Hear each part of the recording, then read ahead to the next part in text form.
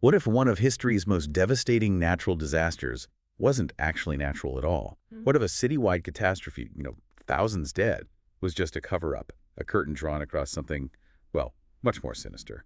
An invasion. There's a really chilling thought, isn't it? Taking something like the Great Smog, this known event, and thinking it might have been a stage, not just bad weather. Exactly.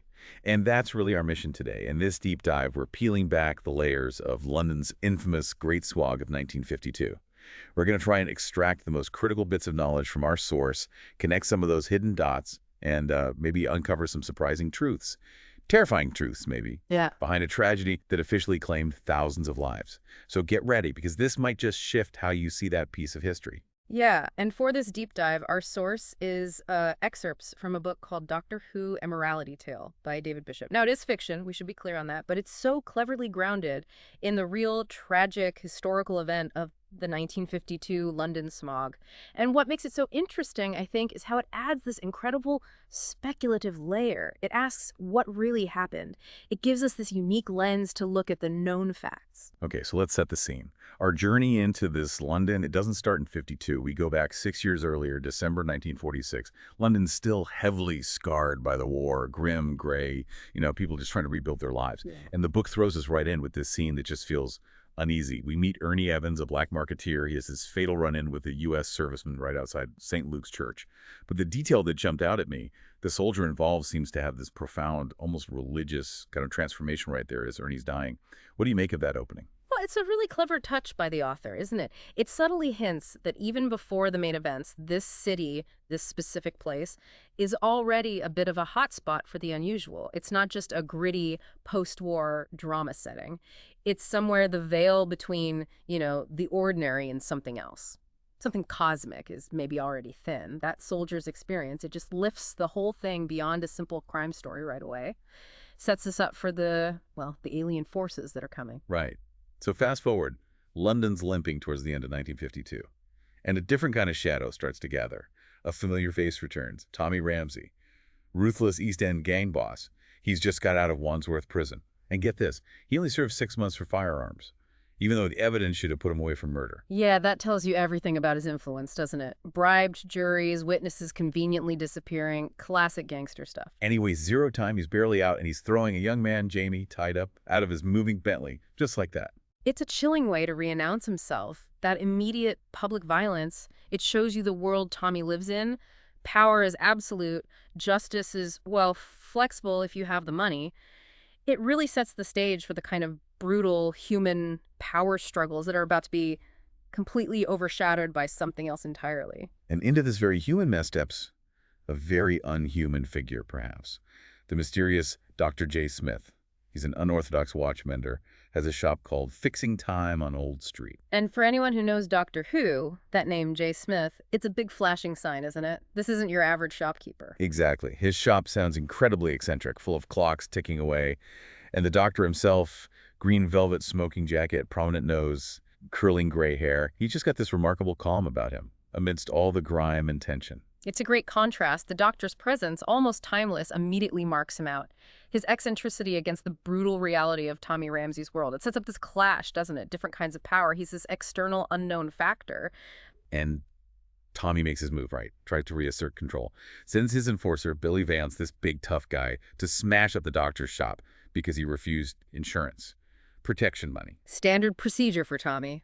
But Then the doctor just deals with him effortlessly, Mm.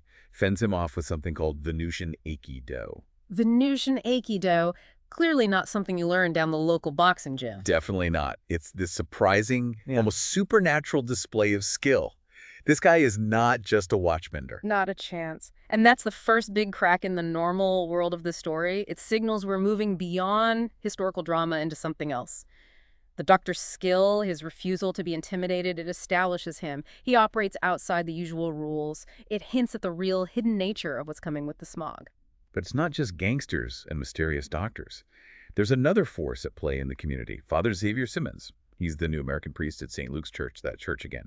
He's got this real evangelical zeal, opening soup kitchens, protesting outside brothels. Yeah, and running a bread factory, supplying local police stations, apparently. Which is directly hitting Tommy Ramsey's illegal businesses, right? So another source of tension. Absolutely. Father Simmons represents a very different kind of influence. Not violence, but community action, morality. It sets up this interesting three-way dynamic. Yeah. You've got Tommy's criminal world, the priest's spiritual influence, and then the doctor, the complete unknown. Classic setup for conflict. And then there's Sarah Jane Smith. Ah, Sarah Jane. She's a freelance reporter, but here's the twist. She's from the future.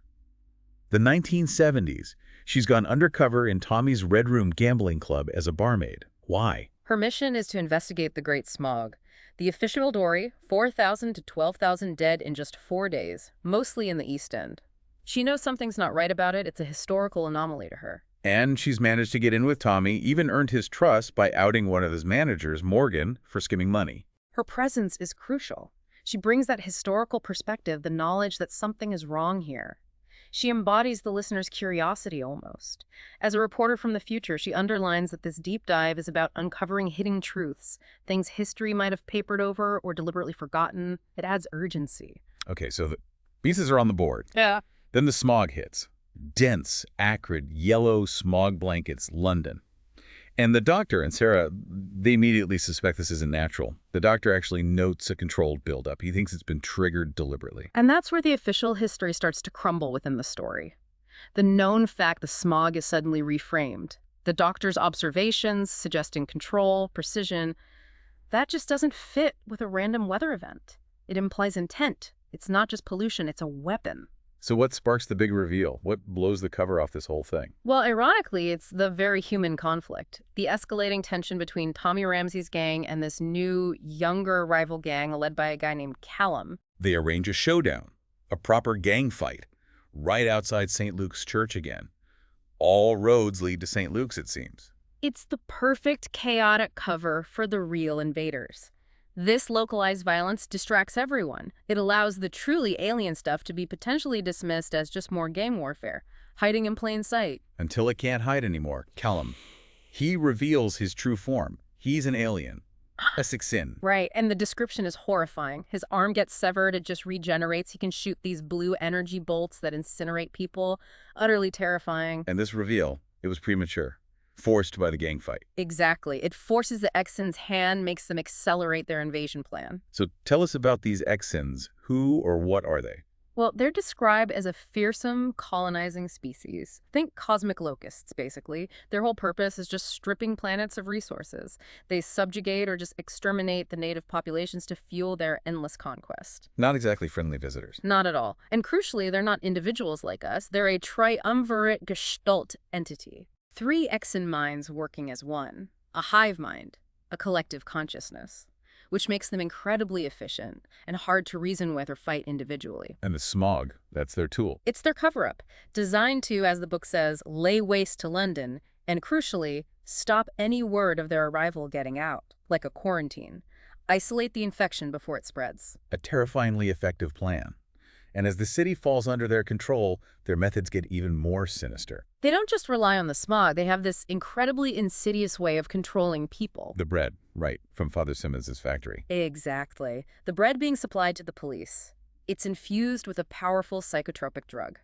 It turns the police, the protectors, into mind-controlled drones, puppets carrying out the Xhinn's orders. That is deeply disturbing. Using a basic necessity, bread, and the police force itself. It's pure evil genius, isn't it? Exploiting the very structures of society. The symbol of sustenance becomes a tool of enslavement. Shows you how meticulously the Xhinn planned this. And this leads to the so-called evacuation. Yeah, evacuation, in quote marks. What really happens is the Xhinn-controlled police start brutally herding Londoners into Black Maria vans. The descriptions are awful. People beaten if they resist. The police officers with just blank, lifeless eyes. Complete loss of autonomy. And those vans, they don't go to safety. They lead underground to testing chambers inside the hidden Xhinn vessel. Testing chambers. What happens there? It's systematic abduction and processing. Yeah. The testing reveals the Xhinn's true gruesome purpose. And the human cost is shown through these really heartbreaking examples. Like the Kellys. Rose and Frank Kelly, yeah. They ran the boarding house, they end up suffocated, crushed in one of these chambers, and the Xhinn just classified them as basic food stuff. Basic food, so it just chills you. The utter lack of empathy. Exactly. Reduces humanity to a resource. Yeah. And it's not just them. Mary Mills, her daughter Bette, dies from the smog itself, and then Mary is killed by the zombie police trying to protect her other kids. God, that's brutal. And then there's PC Andy Hodge. Young, idealistic constable. He gets briefly mind control, forced to do terrible things. The trauma of it later drives him to suicide. The book really emphasizes the psychological horror, not just the physical. These are real people, devastating losses. So while Londoners are being rounded up or killed, Tommy Ramsey, the gangster, he's trying to fight back. He is, but he's completely lost. He tries to rally other gang bosses, hold a council of war, tells them about floating aliens. How does that go down? Predictably badly. They think he's lost it. A cock and bull story, they call it. Aliens in the East End. He has no credibility on this. His usual authority means nothing against something so unbelievable. So his own side abandons him. Pretty much. Even his second-in-command, Jack Cooper, makes this desperate sacrifice, sets himself on fire with petrol to try and stop the zombie police. A really grim, futile kind of heroism. And it gets worse for Tommy, doesn't it? His own mother falls under the Xhinn influence, too. He's losing on all fronts. The familiar rules just don't apply anymore. Meanwhile, the doctor gets captured. What happens to him? He ends up in what the Xhinn call an oubliette. It's this perfectly white, seamless room, a psychological trap designed to test intelligence but also to break your mind. Sounds terrifying. And they hit him with psychological warfare too, a horrifyingly real illusion of Sarah Jane dying. But he's the doctor. He doesn't break easily. Not at all. He uses his wits, he bluffs them, talks about having a powerful time bomb weapon. It's enough to get him an audience with the Xhinn triumvirate itself. He turns the tables using intellect, not just force. Clever. And while all this is happening, we get the final piece of the puzzle about Father Simmons. Yes, the really shocking truth. The original Father Simmons died 6 years ago. So the man they know is an Xhinn replacement, one who adopted the priest's identity, all his community work, the bread factory. It was all part of the invasion plan from the start. But there's another twist there, isn't there? There is. This particular Xhinn, this rebel, he apparently embraced his fake humanity too well, got too attached maybe, which the Xhinn triumvirate saw as insubordination. And what did they do? They disintegrated him, a grim warning about straying from the collective. But it's fascinating, right? It suggests even the Xhinn aren't totally immune, that humanity or the idea of it could maybe corrupt them. Makes you wonder. Okay, so time is running out. The doctor figures out the Xhinn vessel's core is buried right under St. Luke's Church. Of course it is. Everything leads back there. And he starts working frantically through the night, building his terrible weapon, the time bomb. You mentioned it causes chronometric acceleration. What is that? It's not a bomb in the explosive sense. It manipulates time itself. Chronometric acceleration basically means speeding up time immensely, but only within a localized field. So anything caught inside. Experiences potentially millennia passing in moments. It's a very doctor-ish solution, clever, reality-bending, and utterly devastating. Not just destroying, but erasing through time. While the doctor's doing that, Tommy and his remaining guys, Billy Valance, Charlie, they're at the bread factory. Making a last stand. And they find the chemicals, the actual mind control drug, in these big drums. And they use them. Oh, yeah. They rig them up to explode, chemical explosions, creating chaos, buying the doctor crucial time. It's Tommy fighting back the only way he knows how: violence, improvisation, street smarts against aliens. Crude, but effective. Which brings us to the climax. St. Luke's Church. The final showdown. Tommy, Billy, Charlie, and another guy, Brick, they create a diversion. Draw the Xhinn's fire so the doctor can get inside. Tommy really risks it all here, doesn't he? He does. He's using his shotgun, not just on the Xhinn, but shooting the church's gas lamps, the tapestries, creating fireballs, distractions, pure chaos. It's reckless, but it works. He's disrupting their control, creating that opening. In his own way, he's being incredibly brave. And inside, the doctor, with Sarah Jane helping him, activates the time bomb. And the effect is described as just horrifying. A ball of black light erupts, expands rapidly. Swallowing everything. Everything. The Xhinn, their ship hidden beneath, the church itself, all caught in this bubble where time just races forward. Millennia and moments. Oblivion. What an image. A truly terrifying way to win. It's a victory, yes, but a Pyrrhic one, as they say. The cost is huge. Tommy, Sarah, and Brick manage to escape just as the church collapses. But Brick. Arthur Baldwin, his real name was, he dies on the steps outside, sacrifices himself saving Sarah, leaves her heartbroken. And P.C. Hodge, the young constable. He was trapped inside the Xhinn vessel when it collapsed. The mind control breaks just before the end, but the memory, the trauma of what he was forced to do, it's too much.